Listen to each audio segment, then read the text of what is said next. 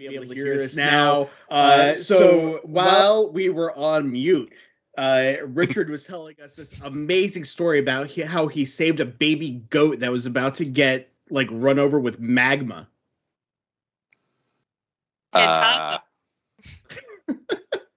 Okay.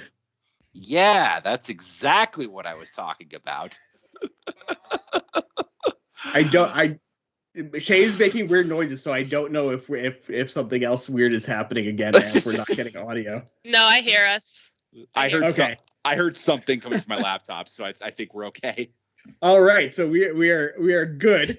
The new episode is still not up yet. Shay is still furiously doing something off camera here. It's really kind of throwing me off a little bit, but it's fine. Awesome. Good. I can't even imagine what this would be like if we were all in the same room doing this together. Now it's an echo. Oh, it's an echo. Oh, okay. I got it. That makes Shay, sense. one of us probably isn't off mute. Double check the mixer. Thank you guys for that bearing might be with something us. else. Yeah, it's just one of those crazy nights. I'm the one that smoked a bunch of weed earlier, not Shay. So I don't know why he's screwing this shit up. The episode's up. The episode is up. So really quick, before we actually get into this, hopefully we will not be echoing in a second. But we had made a prediction that, at least Richard and I had a prediction that we were probably going to be seeing Fennec Shand tonight. I know Caitlin already knows, so I'm not going to ask you whether that is or is not accurate. We're basing our guess off of the fact that was the only other character to have a character poster released with the promotional stuff this week. But we shall see. Also, this is the first time we actually know who's seen it beforehand, unless we're lying. I mean, we could be. What is tonight's episode called? It is called Cut and Run. Cut and Run. See, I don't know. This was happening for me when you guys were doing the watch-alongs for both WandaVision and for Falcon and Winter Soldier. For me, it just says episode 2. I've got the description. The Bad Batch must find their way in a rapidly changing galaxy. That's the Aftermath description. That's not what I have for the description of Cut and Run. Yeah, really, because that one says the Bad Batch visit an old contact. That's interesting. So for me, for Aftermath, I've got the clones of the Bad Batch find themselves in a changing galaxy after the Clone Wars, then episode 2. It's called episode 2. It just says the Bad Batch must find their way in a rapidly changing galaxy. I think that's the log line of the show. Yes, it is. That's the log line of the show. You're right. That's so weird. That's so bizarre. I don't know. Anyway, I think we are good to go. We are at 12:02, so we'll be starting this one a little bit earlier than we normally do. So only 31 minutes this week. Everyone go ahead and get it queued up. Oh, man. 31 minutes is as great as a 75-minute episode was. It's kind of going to be a nice change of pace a little bit. I'm going to make sure that mine is coming through my headphones. Alrighty. There. Yeah. Actually, not even that. It's only 30 minutes and 13 seconds. Yeah, it should be good. I'm really interested to see what the pacing in this episode is going to be like. After how that first episode was paced and structured, this one can't really do that because it's less than half as long. Yeah. I feel like the first one didn't really set up how the show as a whole is going to be because it was almost triple the length of what the actual episodes are going to be. Right. Yeah, because the normal episodes are going to be closer to Clone Wars length, right? Like 20 to 30 minutes or so, maybe a tiny bit more than that. Yeah. Yeah, so I can only imagine that this one is going to be more like a regular episode of TV. Maybe a little bit different because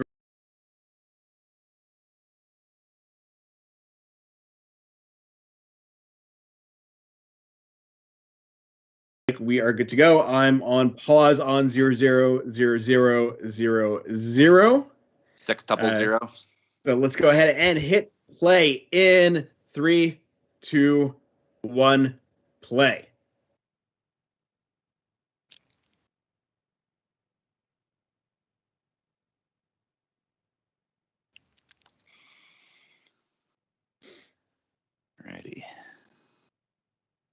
This intro is solid, I gotta say.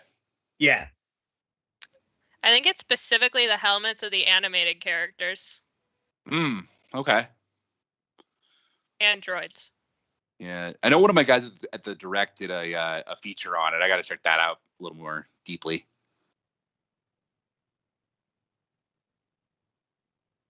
I guess I wish more shows would actually like put up the title of the episode more often, because not many do that.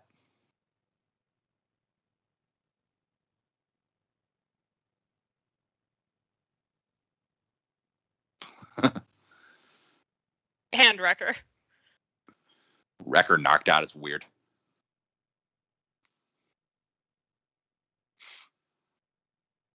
Yeah, and that's totally a skull on Hunter's face, right? Yep. Yeah. Yeah, I was paying attention to that this time.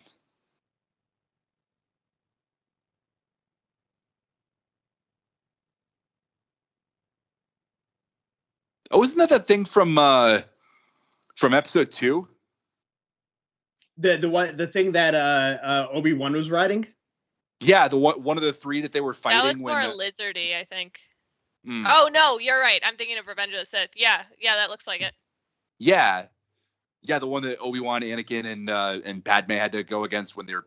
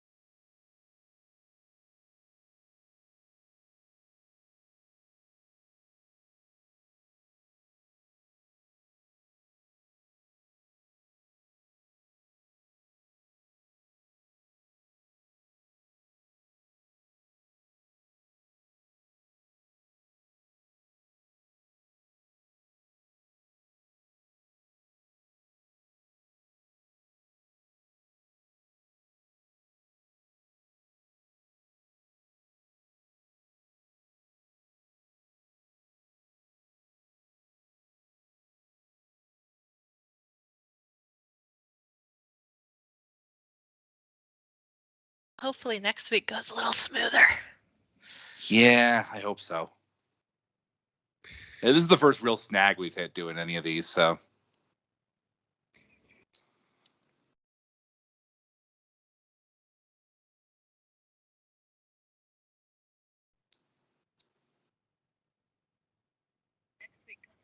No, we're back. Oh, nice. Okay, good. Good.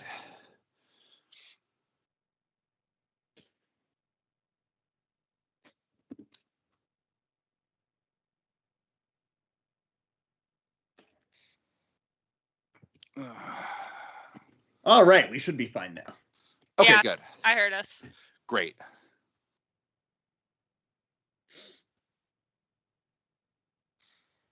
So, Josh, they sent Omega off with the family. That's about all you missed. Okay. Yeah. I think I caught that like starting to happen before I walked away. Yeah. Pretty much, yeah.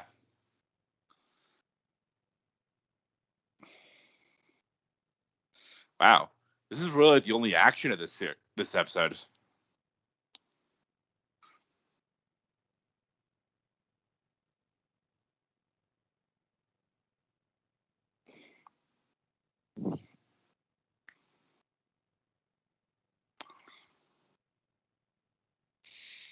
Yeah, but we did get a heist, you know? Right.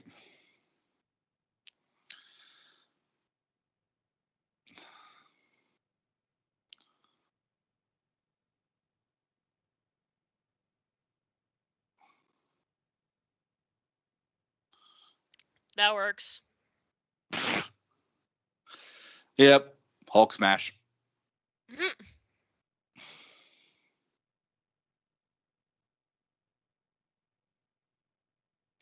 Oh my God.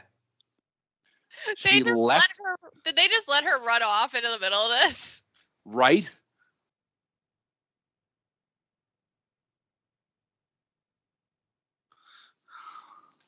I guess they did.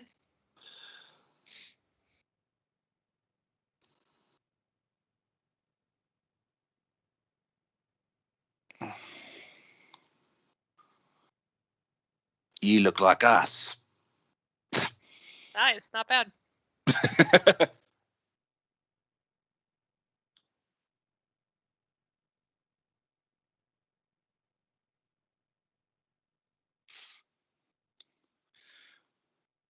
Was it, did the Twi'leks know that Omega left, or did she ditch them? I'm assuming so. Say they didn't seem to be in that big of a hurry to try to find her. Yeah. Yeah, it's not their kid. Right. Well, this one is not my responsibility. Nope. Mm-mm.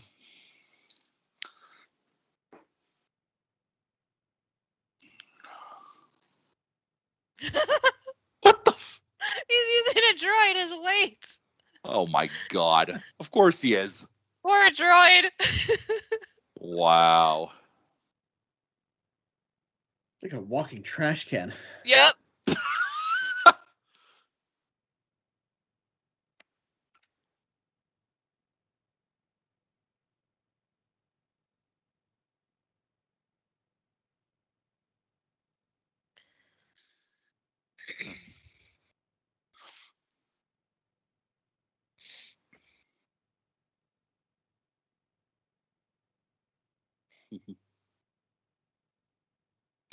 Do they have like a tattoo parlor in Camino? Because there's a lot of clones with tattoos. They have to. Wow.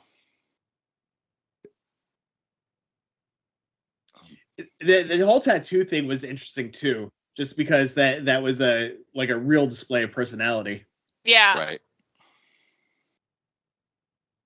All right. So that was episode 2. A little bit different than the first one. Yeah, oh my God. My computer stopped for a couple seconds, like right before the end. I got really worried that I was going to miss something, but it was only like 3 seconds. Okay.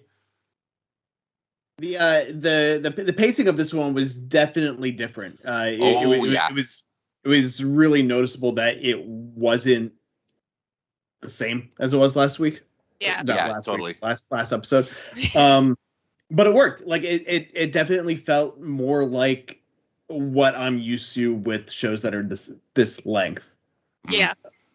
Yeah, I think what was interesting is you didn't have a huge amount of fight scenes. Like the Bad Batch are known for like being these like badass soldiers, and you had kind of one fight scene, and you had a heist. So I like that because it kind of showed the versatility that we're hopefully going to see in the show. But I am curious if, because it's not technically a war show like its predecessor, if fights are going to be a little more like not as common necessarily. We're not getting like 4 fights an episode, maybe 1. Right. Yeah. Well, I mean, like even something like The Mandalorian, though, like we had a lot of action in that, and it wasn't really war that was going on. Yeah. So I would imagine that this will be similar in where we'll get probably one like major fight per episode that are all leading up to like a big, huge battle at the end of the season. I'd say maybe we'll get some like middle of the season too, maybe like a big mid-season fight. Just since it's such a long season, it's longer than both season 6 and 7 of Clone Wars. So yeah, like Crosshair catches up to them or something. Yeah, for sure. We didn't see any of Crosshair this episode. No, he just mentioned like a sentence, and that was it. Do you think we're going to get? Because I mean, the whole series is it's all episodic or serialized. Yeah, I think so. Serialized, not episodic. So do you think we're going to get like any like true 2-parter episodes, or do you think it's going to be more just like follow-ups to the previous one? We could get a 2-parter. Clone Wars started out being like super episodic, and by season 2 or 3 they started going into multi-episode arcs. I think that we're gonna get in this more of that, what you were saying, where it maybe leads into the next episode, like a little bit of a tease or something. I'm not exactly sure where they would be going from this one, because this one was, I guess you're staying, but I don't think we're gonna get like a bunch of 3-part arcs or anything. Right. Yeah. Like so no like cliffhanger at the end of one episode that's going to lead directly into the next one more. Yeah. I think at the end maybe. This one kind of felt like, I don't know if I want to call it a filler episode, but maybe kind of a little bit, just because it was so much slower in terms of action. But I'm definitely looking forward to seeing if we get more of those like couple episode arcs later in the season. This episode definitely felt to me like it could have been tacked onto the first episode, because this was really them saying, okay, Omega is along for the long haul now. Right. I understand why that storyline wasn't part of that, but it definitely felt like it could have been, which could be a good thing, because if the next episode feels the same, that it could have just all been together. That's good, but I guess also kind of bad. Yeah. Right. Yeah. No, I totally get what you were saying. Yeah, I wouldn't necessarily say this is a filler. I'd just say it was more emotionally motivated maybe than what we're used to, because we only have seen them in a 4-episode arc in Clone Wars, and the emotion behind that was Rex looking for Echo, and then in the last episode, and the emotion was more of them going, what's going on? We got to figure this out. So I'm curious if we're going to see more of things like this, where it's emotional motivation, or if it's going to go more into kind of like action motivation of like, okay, we need to find food, we need to get jobs, that kind of thing. For sure. Okay, so I've got a question for you, Richard. What is your definition of a filler episode? Ooh, that's a toughie. I'd say one that, like, I guess maybe that doesn't have as much like driving plot, for the overarching story. I mean, this one definitely had some important, like Galen said, some emotional stuff in it. Omega kind of, tagging along with the group and trying to find, where she needed to be and everything. Right. Yeah, I guess kind of along those lines. But I feel like there's probably less of those in a season like this rather than like a season of regular network TV, let's say. So for me, and I mean, I kind of go with the regular network TV kind of filler episode definition, which is usually that's going to be an episode that's written by a freelance writer who is brought in just specifically to fill out the season. And that episode is not going to have really anything to do with the overarching plot from the rest of the season. It's usually like standalone. Maybe you'll have like a 2-minute sequence at the very end that kind of ties up some loose ends from something that happened the previous week to lead you into what's happening the next week. But overall, it just has absolutely nothing to do with anything. It's more of an episodic episode where it's just like a one-off, like, okay, this I don't want to call it a throwaway because the same amount of writing skill goes into writing one of these as one of the others, but it's not necessarily important to view if you're trying to get the overall picture of everything that's happening. This one I kind of feel like you have to. I feel like this is an episode that if you really want to understand the entire show, this isn't one where you can be like, okay, I don't need to see this in my rewatch, because it does set the stage for a lot of what's happening going forward. The first episode set up the premise for the show, but this episode kind of set up where they're going and what they're doing. Yeah, definitely. Because I was gonna say, for me, filler episodes are more of like, you can kind of stick them in anywhere in the season and it doesn't have a huge impact. Mm-hmm. Fair point. Yeah. Whereas this, if you didn't have this, you kind of are like, because this was really the moment of them going, okay, Omega's staying with us, because they took her from Camino, but that was more about her safety. And now it's like, okay, she's staying with us not just for her safety, but because we want her to and she wants to. Right, exactly. Yeah. This was like you were saying before about how there was a lot more emotional work that was going on in this.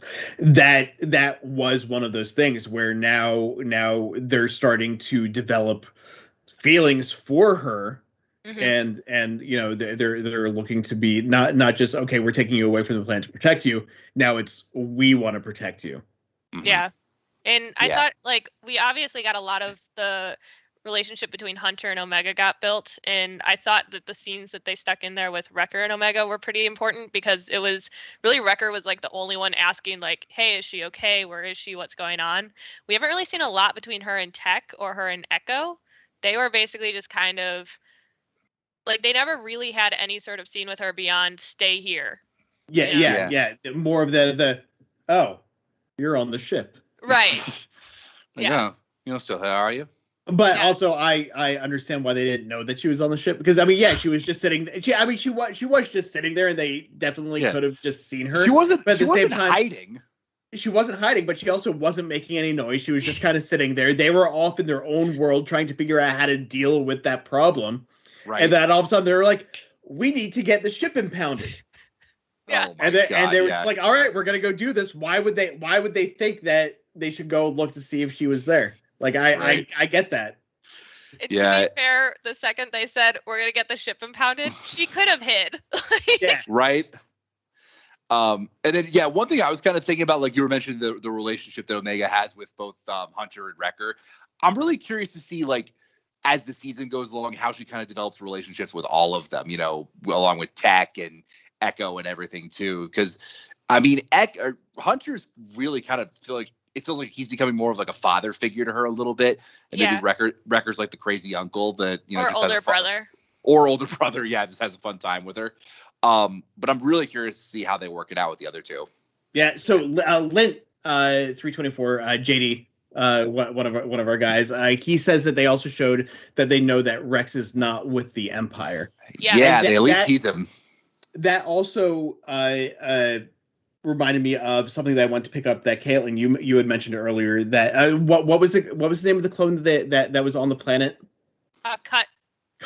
So Cut was also not affected by Order 66. He pointed that out during the episode. We don't know why we didn't get an answer as to why he wasn't, unless that happened while I was out of the room and I didn't see it. No, it's never addressed. No, it isn't. So we have to assume that his control chip was also. My theory is, like, so he's a clone and he's a deserter, and that's not, like, really supposed to happen. If you're a clone, you're, like, made to be a warrior. Because of that chip, yeah. Yeah, so my theory is more of, like, maybe his is just defective. Yeah. I don't think we've ever come across another clone defector. That was sort of, like, the point of this character in Clone Wars. Right. Interesting. Yeah, because, I mean, I guess that would make sense. That's the only thing I can think of, because he wouldn't have known to remove it. Right. Yeah, exactly. And I don't think they would have had the technology to remove it, because they live on a farm. Yeah. So Exactly. why did he defect? So in Clone Wars, in the episode, he was part of a mission, like one of the many missions on crap, I can't remember the name of the planet. But his ship got shot down. Geonosis, got it. Geonosis, yeah. Sorry, his ship got shot down, and all of his fellow clones got killed by the Geonosians, and he basically was like, I just lost everyone I care about. I can't do this. I don't want to do this. And he ran so that he could survive. And he never went back. I'm like, we don't know the entire story, but I'm assuming he met Sue the Twi'lek and they fell in love and she had kids or whatever, like either before or after. And then he went and made a life on a farm. So it was more of like he actually made a conscious decision. Whereas a lot of the other clones, to them, it's like an honor to serve, but they've never really thought of a life beyond that. I mean, even in the Clone Wars finale, when Ahsoka and Rex are talking about the war possibly ending, Rex is saying, we were only made because of the war. So I don't really know how to feel about it. I know a lot of other people are upset and angry that it happened, but I wouldn't be here without it. So I think Cut's kind of a rarity. Yeah. So was he injured in that battle at all? They didn't say specifically, but definitely is a possibility. I mean, I could see a head injury being maybe why he wasn't affected. Yeah. Plus, that could have affected the inhibitor chip too. Yeah. Right. Yeah. Exactly. Yeah. That's why I was thinking. Since I haven't seen that episode, I didn't know if maybe they had shown maybe something had happened during that battle. Yeah. Yeah. Nothing specific. Interesting. He definitely could have though, because he was in a crash. You know? Right. So it but that's interesting that they wouldn't address that. Yeah, I thought it was. I remember when I first was seeing, I was like, this is something that feels because they specifically talk about the inhibitor chip, so it feels weird that it was in no way brought up, and he wasn't he didn't seem affected at all. Yeah, it was definitely weird. So that is something that I mean, head injury or it's already defective would be my two guesses. I can't really see any other reason behind it. Yeah. Yes. So other than that, did anything else really stick out to you in this episode about things that maybe you wish had been followed up a little bit more, or that just didn't sit right for some reason? I'll say I like the fact that they kind of touched on more of the Empire stuff, teasing the fact that just this is how things are now. Now that the Empire's had this quick and swift takeover. It was something for me that wasn't touched upon, but I think it's more of it wasn't touched upon yet, and it's going exactly off of what you're saying, Richard. People just sort of either seem to accept it because there's no war anymore, or accept it because, well, what else is there to do? Right, yeah. So I think we'll see more of that, but that was definitely something I want to see more of it. So I understand if it didn't make sense to have it in this episode as much, but it is something that I think needs to be addressed because, the war ended, but you have people like Saw Gerrera who are like, maybe that one did, but we still have another one to fight now. Yeah, and that's what I'm curious to see is because we've been saying the whole time that this is going to explore a time period that really hasn't been touched on in the entire Star Wars franchise yet, is the immediate aftermath of Order 66 and after the Clone Wars ended. So I'm really curious to see how they expand on that more in the next few episodes. I'm going to assume that this series is going to show us the beginnings of the rebellion. We've already obviously did. Yeah, it already did with Saw Gerrera, but I think we're going to see it start coming together even more, all the pieces of it starting to kind of fit together. Yeah. We know because the Mandalorian doesn't really touch on that at all. Yeah, we know the Rebel Alliance actually forms in season 3 of Rebels, so that 15 years later, but I wouldn't be surprised if we saw different cells of Rebels in this show, especially if they're going to be traveling around a lot. Yeah. Because no, I definitely think it needs to be something that's addressed, because there was a deleted scene in Revenge of the Sith where Bail Organa and Mon Mothma were trying to start a resistance, and then we have now Saw Gerrera. So I think it's something that needs to be shown in the different areas. And we know from trailers they're going to end up in some place that's kind of a city. Maybe it's Coruscant, maybe it's somewhere else. So I want to see it in these different areas. I'm not necessarily shocked we didn't see it in this episode, because it seems like kind of a small farming planet. So they may not have been as affected by the Republic or Separatists in the first place to really have the moment of, well, the Empire is going to be bad, so we need to deal with this. It seemed like their version of that was, okay, we need to go. Yeah. I did like the propaganda type stuff, like with the Imperial dude, just like up at the hologram thing. Yeah. Like I thought that was just like a really cool moment of world building. Yeah. And I was just thinking about something. I'm not sure if this would be something to really, think about going forward, but I was just thinking about how much this series is going to connect to possibly other series that are coming out in the future, like Andor, and especially I think Obi-Wan, just because, I know Obi-Wan takes place 10 years after episode 3. Mm-hmm. I'm curious to see if they maybe not even directly setting up Obi-Wan, but just setting seeds of maybe what's going to come in series like that. Well, we know we're getting a lot of new characters in Obi-Wan that we haven't found out anything about but the actors, so I wouldn't necessarily be shocked if one of them maybe showed up in this first. That'd be cool. Yeah, just as a voice part for now before they go into live action. Yeah, and I'm also hoping we get some setup for Boba Fett with Fennec. Yeah, for sure. Because I haven't seen all of it obviously, but this takes place way before her stuff in Mandalorian, right? Oh yeah, a lot. Yeah. Yeah. So Shay and I were actually talking about that earlier. So this show is taking place basically right after episode 3, which is about 19 years before episode 4, which is about 7 years before where the Mandalorian takes place. So this is a good 25, 26 years before Mandalorian. 25 to 30 years. Yeah. Somewhere in that range. Yeah. For sure.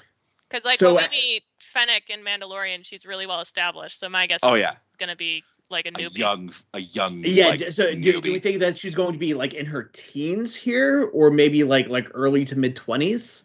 Well, it's Ming-Na Wen, so you can make her whatever age you want. That is accurate. Yeah, she's over 50, I think. So if they're gonna kind of stick with that in real life, or in real life. In real life she's 56, I think. Yeah, so they could definitely kind of stick with that, where she's maybe in her 20s. That wouldn't be a shock to me. She's 57 in real life, so. Jesus. Yeah, God, she looks not even close to that. She looks 30. Yeah. Seriously. Good for her. That's impressive. And in person too. It's it's so bizarre because you see pictures of people and they're airbrushed and photoshopped or whatever. But she actually, I think, looks younger in person than she does in the pictures and on TV. And she acts the same way too. If any of you guys have ever seen the Agents of S.H.I.E.L.D. bloopers, she is by far the funniest one on set. Oh, she's great. She is great. I had her at my table at press roundtables for Agents of S.H.I.E.L.D. 2 or 3 years in a row, and it was legit. Just talking to her, she's a normal, grounded, down to earth person, and just as big of a nerd as anyone else in the room was. So it's great. My brother met her once at a signing. He said she was pretty cool. Yeah. It's funny. I think part of the reason that so I read in an interview that her and Dave Filoni actually, not at the same time, but they went to the same high school. Oh, wow. Wow. So cool. I think part of the reason she ended up coming back in season 2 of The Mandalorian and is now in Bad Batch is A, she's a huge Star Wars fan, and B, she was oh my gosh, we're from the same high school, and they bonded. And so now she's yes, I'm in Star Wars. I met Luke Skywalker. This is amazing. I would kill to meet her someday, because her kids actually went to not my high school specifically, but half an hour from me where I grew up in SoCal. So that was pretty cool. But yeah, so I was just gonna say, if they're sticking with her being around 50 or something in Mandalorian Boba Fett, her being in her 20s would kind of make sense, because we did see in a trailer that dropped, I don't know, a day or two ago, that she is fighting against Hunter. Mm-hmm. And I feel if she's a teenager fighting against a really badass specialized clone, it probably wouldn't go great. Yeah, probably not. Yeah, for sure. So what are you guys expecting from next week's episode? We didn't really get too much of a tease at the end of this one, like we did for at the end of last week. We knew exactly what we were coming into this week. Yeah, for the most part. Weirdly enough, it kind of felt like a 2-episode arc in a way. I mean, it's like last week was obviously twice as long, but the way this one ended, it just felt like Omega's start with the Bad Batch. Yeah, well, that's what I was saying earlier. Is why I brought up like the 2-episode, 3-episode arcs or whatever, was because this one it felt like it was just a continuation of last week. Exactly. Yeah. I'm expecting, like, we got a mention of Rex, which is awesome. I'm not necessarily expecting to see him next week, but we know from the trailer we're going to see him. So I wouldn't be shocked if we got, like, kind of other mentions of him, and that's how we got to know, like, they figure out where he is. I'm expecting next week for them to kind of realize we don't have unlimited ammunition. We don't have, like, money. We don't have a place to go, and for them to actually kind of need to figure out what they're going to do. Yeah, because we know that they're going to have be doing these kind of mercenary jobs or something, and we know the Empire is after them. So I'm kind of hoping that they have this moment of, oh, we have no plan. Yeah, right. Yeah, like that's why so I don't know if either of you guys have seen a show that was on Sci-Fi a couple of years ago called Dark Matter. Yeah. Okay, heard of it. So it ended up getting canceled before it should have, but they were a crew of basically mercenaries that went. So something happened. They lost their memories, but basically the series was about them continuing on the ship together, while trying to figure out what happened to them and why they lost their memories, but also being like, oh, we need food because we have an empty kitchen and we have to eat. We need ammo because we're doing these mercenary gigs and we're going to need to fight people. So I would imagine that this show is going to be similar in that way, where they end up picking up like mercenary gigs to kind of keep afloat and make sure they're getting Imperial credits to take care of themselves. To take care of themselves, while at the same time following the breadcrumbs to figure out whatever the bigger overarching season story is. Yeah, for sure. And I am curious because I'm curious if they're going to be trying to help Crosshair, because we didn't get any sort of indication of that. We barely got even a mention of him. Yeah. So I mean, so how often do you think he's going to pop up? You think he's just going to be like maybe once mid-season and then not again until the end, or do you think he's going to be like a couple of like every few episodes we'll get an update about what he's doing? I think it's going to be kind of, I don't know if it'll be every couple episodes. I could see it being maybe I guess every 2 or 3 where it's something small. I think we're going to get big moments in maybe the mid-season and the finale, because I think he's going to be the one really going after them. I'm not sure. It kind of depends on how much we're going to be going back and forth between the Empire and the Bad Batch, I think. Yeah, I could maybe see him being a bigger part of maybe the second half of the season, like them setting him up maybe as either the big villain of the first season or something that they're trying to, remedy, that they're trying to fix. But I hope they come back to him more often. I mean, we know that they have to go back to Camino. Yeah, for sure. Because we have to figure out what's going on with Omega, and we also we know that the Kaminoans are not happy with the deal that they're now getting from the Empire, so I'm sure that's going to come back up somehow too. Mm-hmm. Yeah. But we don't know where Crosshair is going to be based.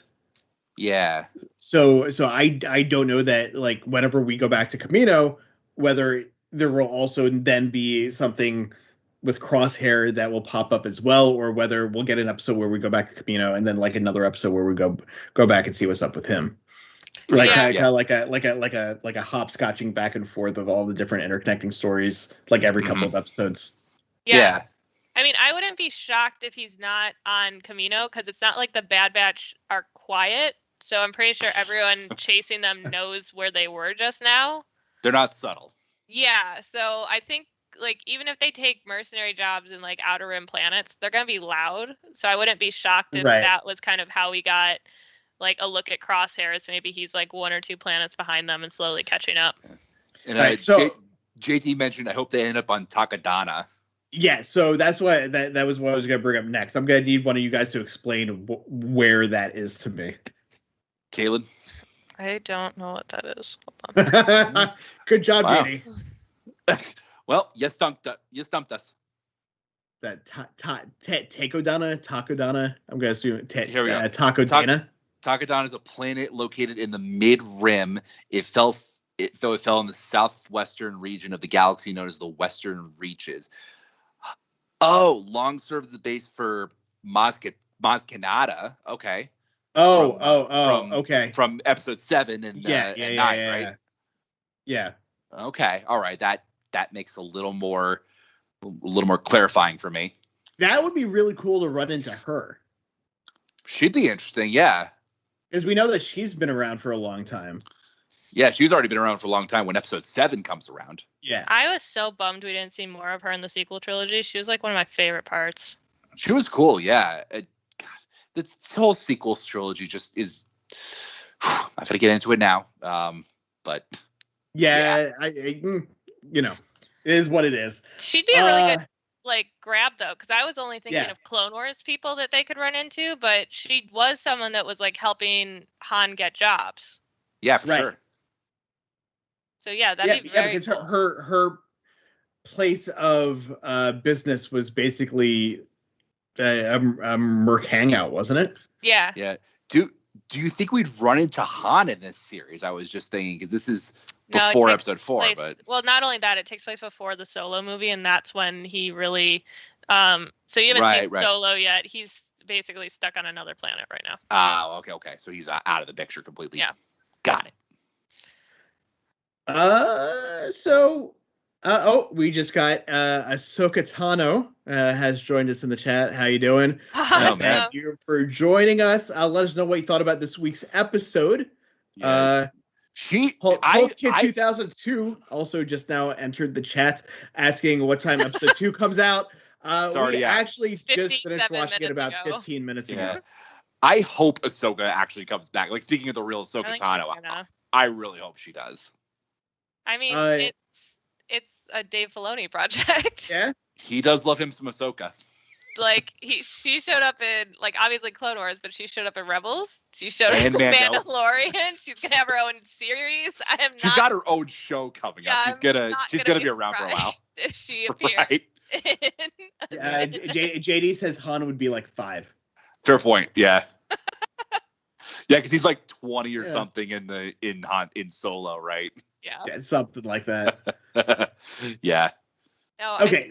There's a lot of Clone War characters that could pop up, though. I'm curious. I think what's going to really kind of be an indication of what characters we're going to see from Clone Wars is what kind of mercenary jobs they're taking. Is it criminal based, or is it kind of more like the Western cowboy of this town needs help in some way and I need money? But like the Mandalorian stuff. Yeah.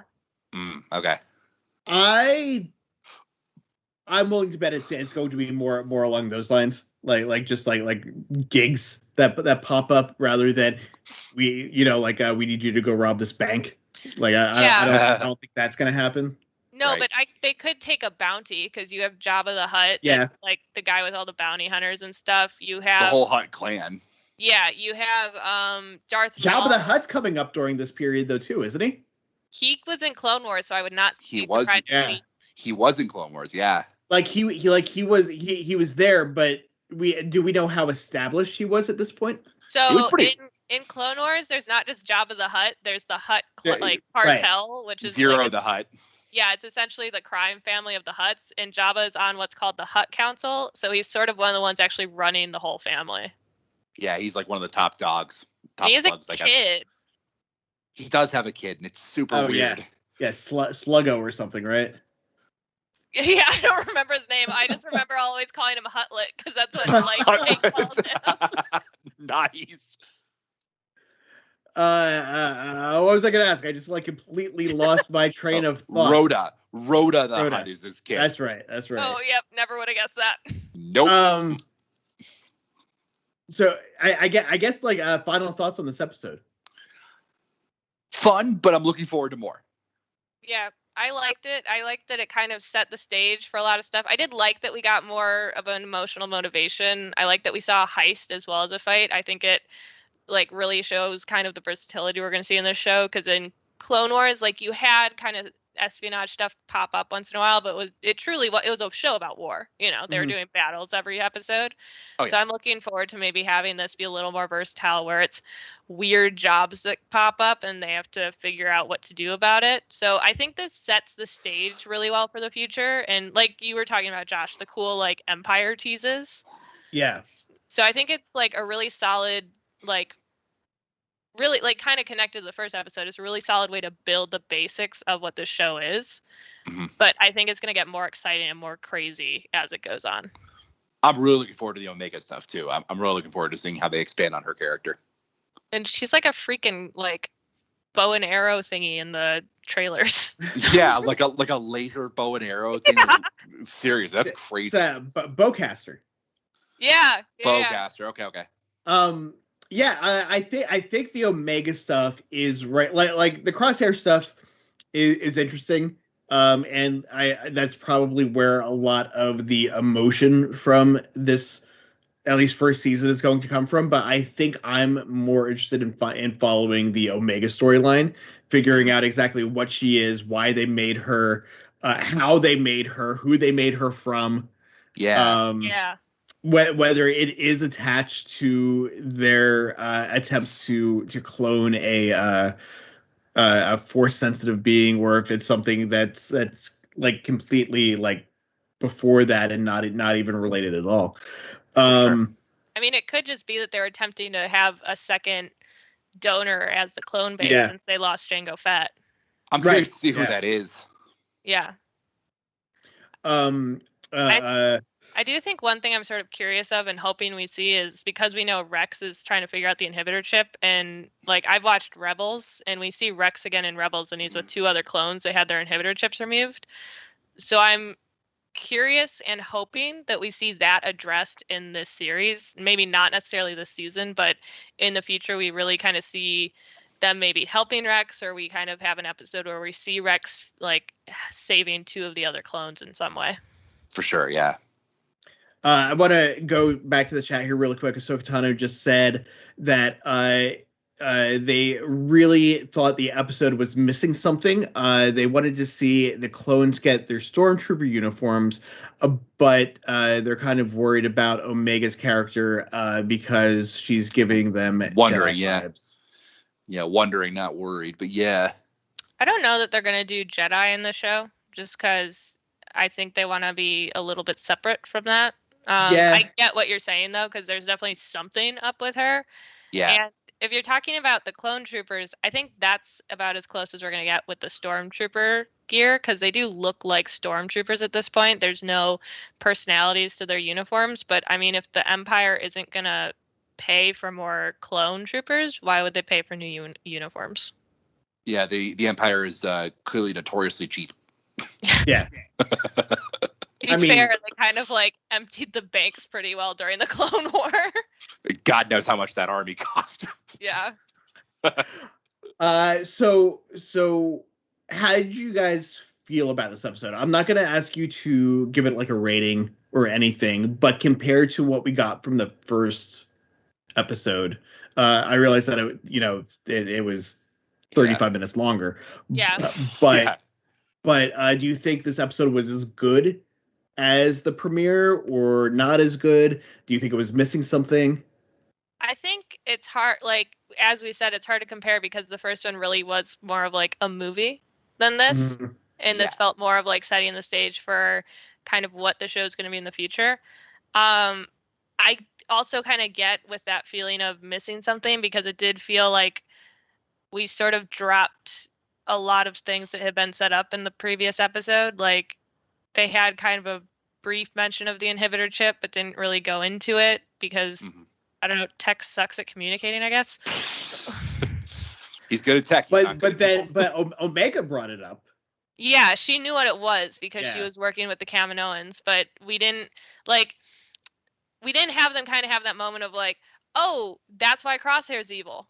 Right. Right. They just seemed mad at him, and you're kind of like, it's not really his fault. Yeah. So, right.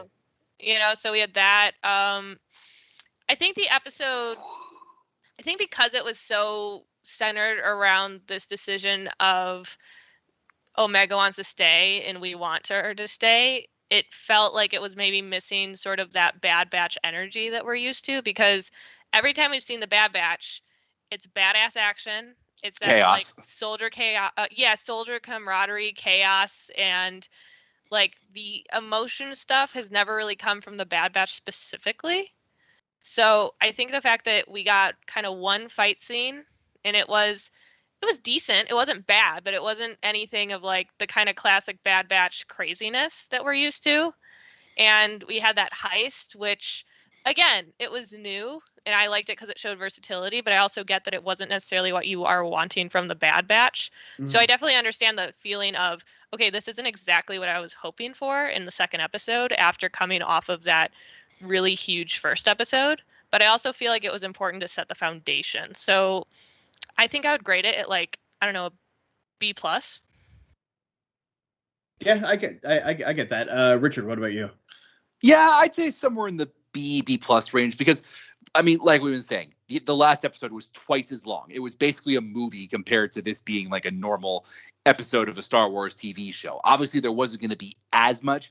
I'd say maybe like the tiniest bit underwhelming, just because, I mean, there's only maybe a couple minutes of action and stuff, but I did like that they, took a little bit of a change of direction, went more the emotional side of it. And like Caitlin was saying, that's just not exactly what you would expect out of the Bad Batch. That's not exactly their calling card right now. But I really like the Omega stuff. I like that they're setting up some interesting stuff for the future. And no, I think it was a solid episode. Yeah, I would agree. I also understand why people would say that they felt that it was missing a little something after what we got in the first episode. But I also, as a creative, as you guys are, I understand why they made the shift to this style of an episode the way that they did. Typically, when you get this kind of a show, your pilot or your premiere episode is going to be a lot bigger in scope than the next episode is, just because that's kind of how it works. Not everything is like Lost, where it's just like it's sort of constantly going and going. The third episode is about where you get into the groove of what the show is going to be, right? Right. Yeah. It seems like it usually, at least from the shows I've watched. Well, especially at a 16 episode season. If this was an 8 episode season or a 10 episode season, I think the pacing would be a lot different, and that this episode would have been something completely different than it is.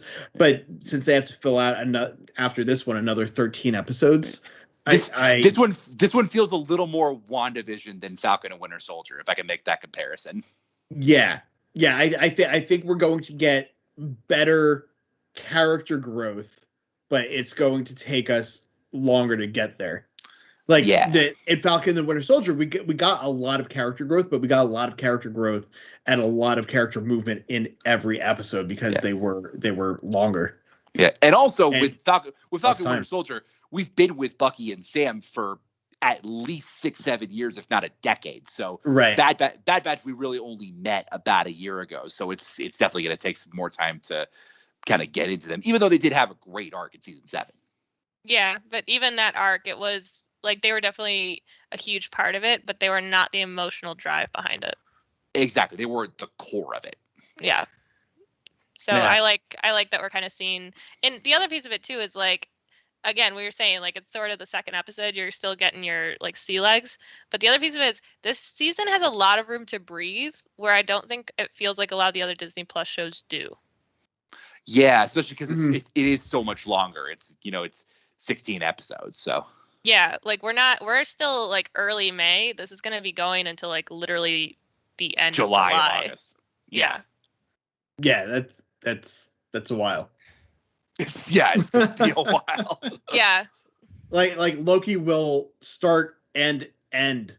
Yep. Before there may be a second MCU show coming out by the end of Bad Batch. We don't know when What If or Ms. Marvel or Hawkeye are coming out, but I think they've said What If comes out in the summer.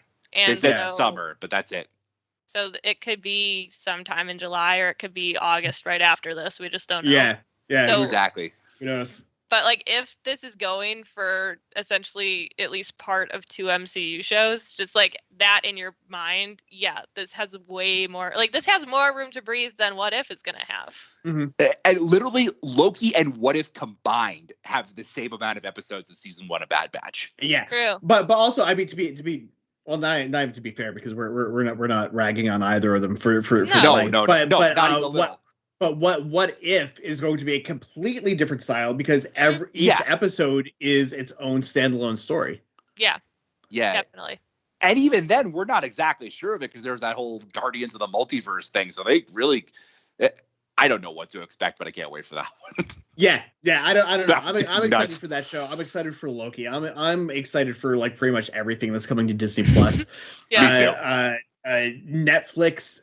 We've got Love, Death, and Robots that I think drops next week. Season Nice. 2 of that next week or the week after. That's gonna be amazing. Shay said, "I want a Mighty Ducks watch along." Do you really, or are you just being Shay? Take one. I was gonna say this is Shay who's likes RoboCop and not much else. And I thought you were gonna say Ryan. I thought you were gonna say Robot Jocks. Robot Jocks is a completely different movie, but also oh my god, amazing. If you haven't seen Robot Jocks, look it up. I think it's on Amazon Prime now. Oh my god, you gotta watch it. Right. But yeah, I think that is going to wrap up this week for us. Double week, 2 episodes. We will be back next Thursday night. Going into Friday, yeah. With our watch along for the Bad Batch on Saturday. I actually don't know if we have any streams on Saturday this week. The Retro Ranger wrap up and Star Trek are going on hiatus. Just for the week, we had some interesting things come up on Saturday that Joe and Jezra and I are gonna go take care of. It should be fun. We might do a live stream from where we're at, but we'll see. So I don't know if the regular Ranger show is happening or not.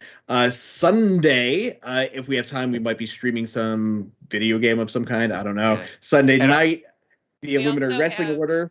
Well, we have it's all connected on Sunday as well. It's moving to Sunday this week. Yep. What time? 3:30 or 3? Okay. It's 3:30 Pacific. 3:30 Pacific. Yeah. So it's all connected. It's moving from Tuesdays to Sundays. So me, Caitlin, and Bryce. Yeah. So you'll actually be on before the Illuminerdi Wrestling Order, and after the Retro Sentai wrap up. All right. Bryce is very excited. All of his shows are on one day. He's got a big Sunday. So so will you guys be on Tuesday as well, or just Sunday? No, we're just moving to Sundays. All right, just Sunday. So Tuesday, no streams. Thursday, back here again with us, and it all starts all over again. and Wednesdays a month from now will be Loki. Yes. Yeah. And then at some point when Picard or Discovery Season 4 or Strange New World starts, we'll be doing that one as well.